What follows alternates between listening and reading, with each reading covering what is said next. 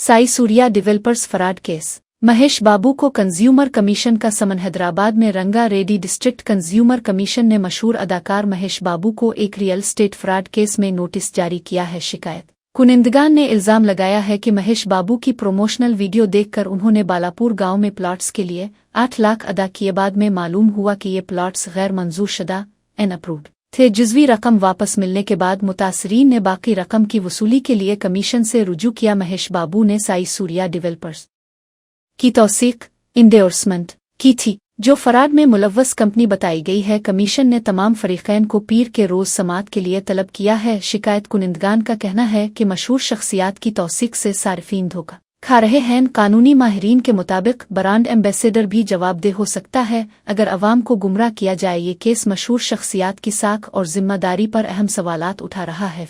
अलहाल case की समाअत जारी है और मजीद पेशरफ्त मुतवक्के है।